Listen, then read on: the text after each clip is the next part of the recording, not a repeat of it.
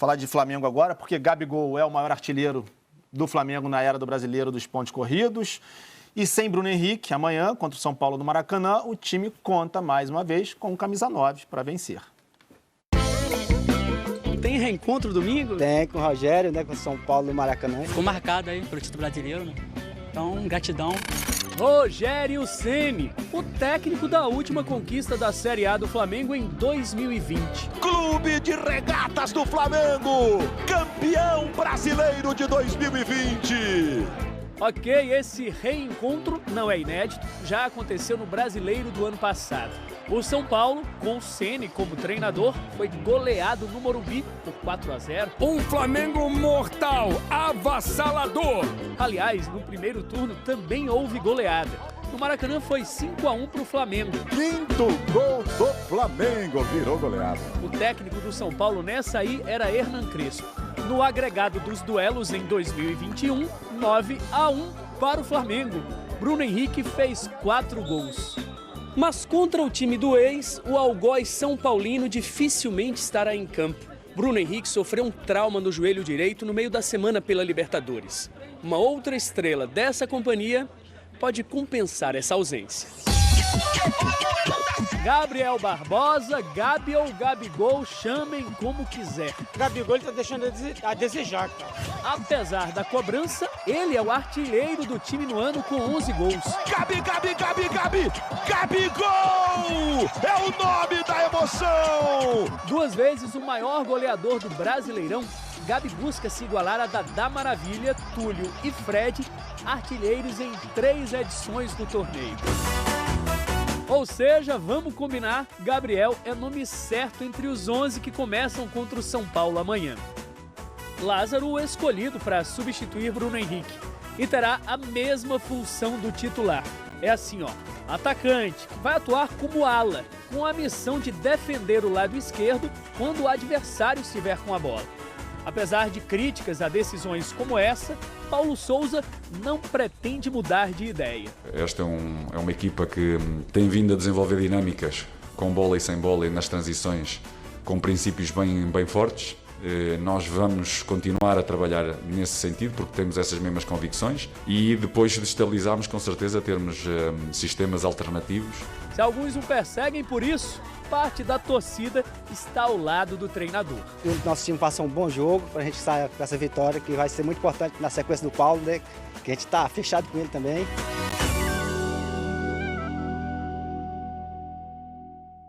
Então vamos falar de Flamengo e Palmeiras. Gonçalves já está de volta aqui. Flamengo e São Paulo, falei Palmeiras aí. Flamengo e Palmeiras na Libertadores, né?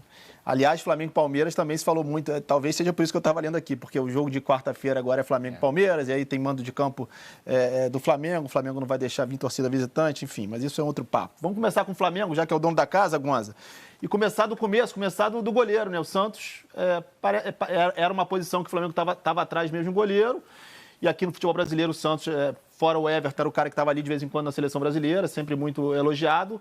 Uma boa contratação e começou bem ali no Flamengo, o Santos. Excelente contratação, uma contratação necessária, né? Porque o Hugo, né? Ele ainda é um goleiro muito jovem, né? Vai oscilar, é natural, já fez grandes partidas, mas também já teve grandes falhas, né? Ficou em alguns momentos até um pouco marcado pela torcida por conta disso. E o Diego Alves, ele foi perdendo espaço ali por conta das lesões, da própria idade, do fato de não conseguir ter uma sequência. E aí chega o Santos que, a meu ver, resolve esse problema que o Flamengo estava começando a ter. Acho que esse jogo contra o São Paulo, né, a gente ainda vai falar mais um pouquinho, mas o Flamengo, diferentemente do que aconteceu no ano passado, em que teve duas vitórias até por goleada, não acredito que isso aconteça, porque o momento do São Paulo é muito bom, né? Talvez seja um momento até melhor do que o Flamengo, que em algum momento vai se ajustar à proposta do Paulo Souza, porque ele não parece disposto a abrir mão dela. Mas isso vai levar tempo.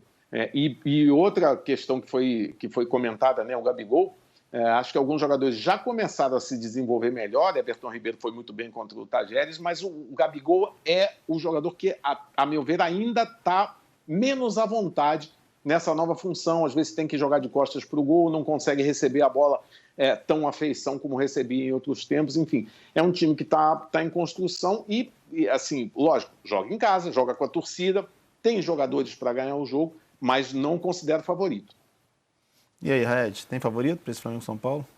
Favorito é só antes da bola rolar. Se a gente pegar o retrospecto das últimas semanas, é um Flamengo em evolução e um São Paulo evoluído.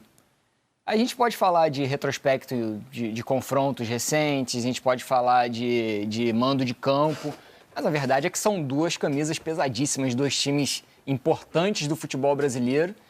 E qualquer um lado de favoritismo aí é só antes da bola rolar. Quando a bola rolar é outro jogo totalmente diferente e a gente vai começar a entender ali algumas funções, algumas dinâmicas dentro de campo. A ausência do Bruno Henrique jogando aberto pelo setor esquerdo, o São Paulo é um time que constrói muito desde a defesa com o Rafinha.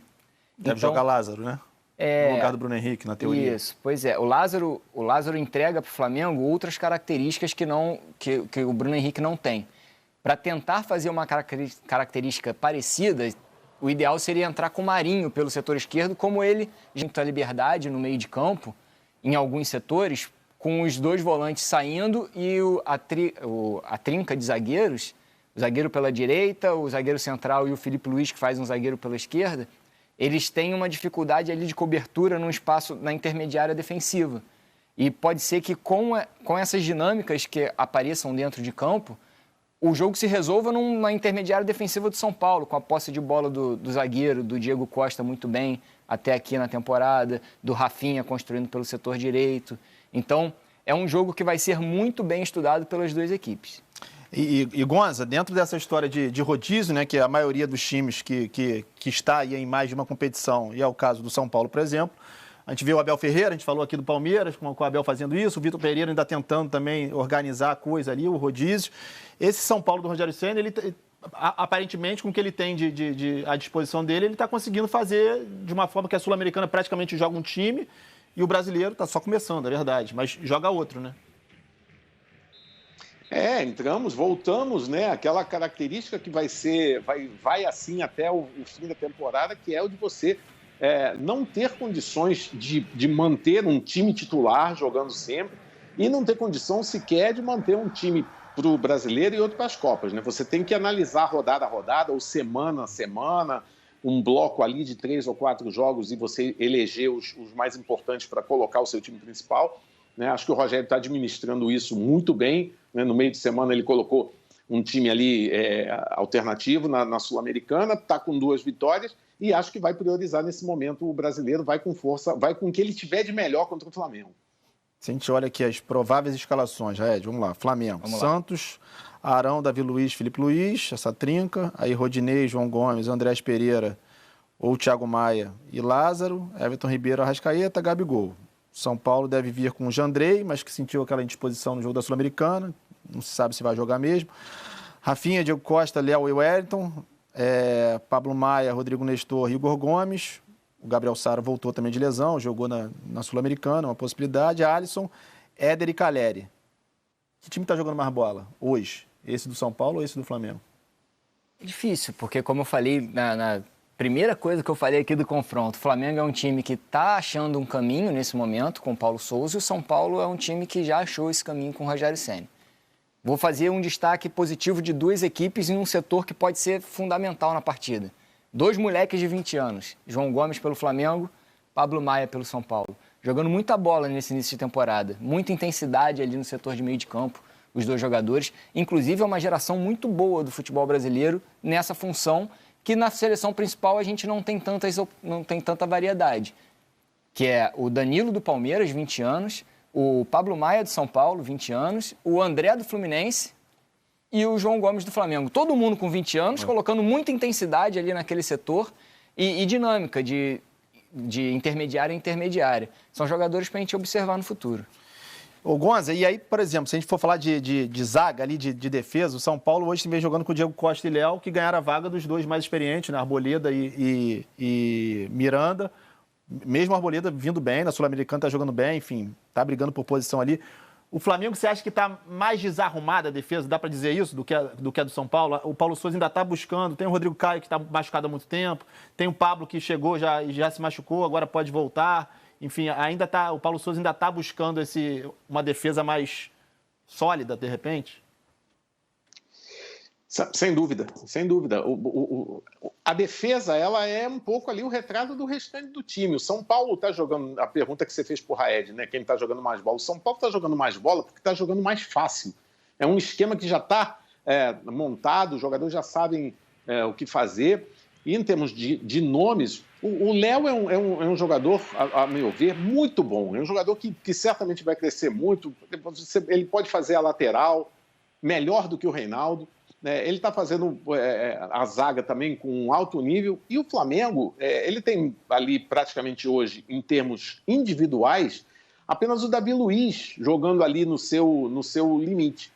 Mas é um time que ainda por conta dessa falta de ajuste no sistema de 3 zagueiros e nessa troca ali durante a partida de uma linha de 3 para uma linha de 4, dependendo de qual lado que o adversário ataca, dependendo de qual lado o Flamengo vai explorar com mais intensidade, isso é um ajuste que acontece no jogo que tem que estar muito bem sincronizado, não é da noite para o dia, e aí acaba, quando há alguma falha, acaba estourando na defesa. O Flamengo tem ainda, em termos de nomes, jogadores que podem melhorar. Rodrigo Caio é um ponto de interrogação, mas se entrar com condições, é um baita zagueiro, e o mesmo vale para o Pablo. Acho que o Pablo também é um jogador que ainda não estreou, mas chega com qualidade, acho que vai encorpar quando o Paulo Sousa tiver todos os jogadores à sua disposição para montar essa zaga.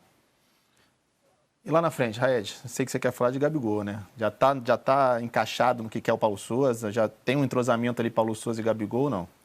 Fazendo também um paralelo dos dois jogadores, tanto o Gabigol quanto o Calleri. São 2 atacantes, vestem a 9 das suas equipes, mas 2 características totalmente diferentes. O Gabigol é aquele atacante que procura a corrida atrás da zaga. É um jogador que faz aquela que a gente chama de corrida de rompante, né? Ele busca e vai no limite da linha de zaga e ele precisa dessa bola construída para que ele ataque a profundidade atrás da linha de zaga. O Calleri não. O Calleri é um atacante de referência, atacante que empurra a bola para dentro, que busca a parede, faz o pivô. O São Paulo joga muito pelos lados do campo e cria essas oportunidades a partir de cruzamento para o Calleri.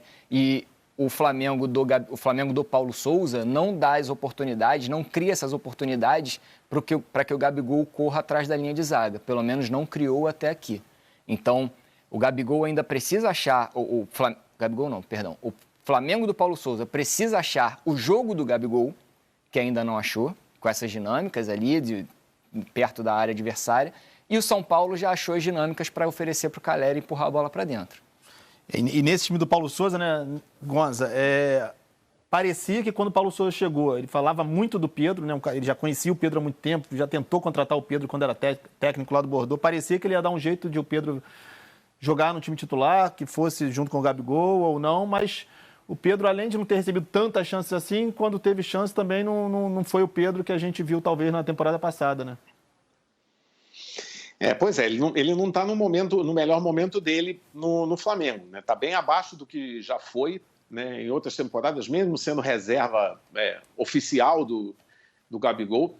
Agora, nesse esquema que o Paulo Sousa propõe, por incrível que pareça, o Pedro se encaixa melhor do que o Gabigol. É lógico que você não vai imaginar um jogador do tamanho do Gabigol, né, sendo um ídolo, né, tendo números expressivos, sendo um artilheiro que fez mais gols do que o Zico em Libertadores. Enfim, você não vai imaginar ele fora do time. Então, o Paulo Sousa vai ter que encontrar uma maneira de fazer o Gabigol voltar a render. Mas, sinceramente, nesse esquema proposto, em que ele muda jogadores, mas não muda o sistema, eu não consigo ver os dois jogando juntos, não. Eu também acho difícil. Também acha difícil? Os dois juntos é difícil, né? Ou não? Acho difícil porque ele não joga com 2 jogadores de área. Ele joga com um jogador de área. Na seleção polonesa ele jogava com 2 jogadores de área. Era o Lewandowski e o Milik. E no Flamengo não, ele prefere um fixo e 2 jogadores fazendo ali entre as linhas de marcação por trás. E agora ele está achando esses 2 jogadores, coisa que a torcida já reclamava, que é o Arrascaeta pela esquerda e o Everton Ribeiro pela direita por dentro.